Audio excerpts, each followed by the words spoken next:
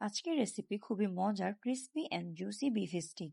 আওয়াজ শুনে হয়তো আপনারা বুঝতে পারছেন যে এটা কতটা ক্রাঞ্চি হয়েছে। আর এটি খেতে খুবই মজা।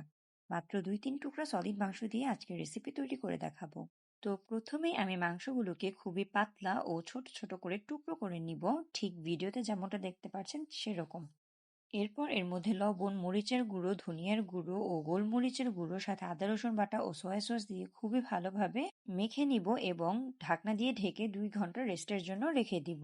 আর এই ফাঁকে আমি পেঁয়াজ স্কোয়ার শেপ করে কেটে নিব, মরিচ কুচি করে নিব, কতগুলো স্টিক নিয়ে নিব।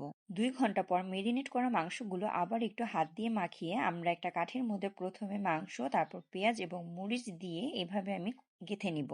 আর এই প্রসেসে আমি সবগুলো বিফ স্টিক তৈরি করে নিব। আপনারা দেখতে পাচ্ছেন এটা এখনই দেখতে কতটা সুন্দর লাগছে।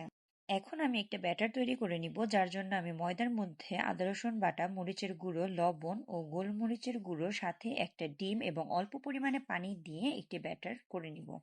ব্যাটারটি খুব বেশি পাতলা করা যাবে না। এরপর মাংস গেঁথে রাখা একটা স্টিক নিয়ে আমি ব্যাটারের মধ্যে খুব ভালোভাবে চুবিয়ে তারপর আমি গরম তেলে ভাজতে দিব। আর এইভাবে আমি সবগুলো স্টিং ভাজতে দিয়ে দিব এবং এক পাশ খুব ভালোভাবে লাল হয়ে গেলে উল্টে দিব এবং 2 পাশ খুবই ভালোভাবে লাল হয়ে যাওয়া পর্যন্ত ভেজে নিব। তারপর গরম তেলে থেকে উঠিয়ে পরিবেশন করব খুবই মজাদার বিফ স্টিক। এটি খেতে খুবই মজার হয়ে থাকে।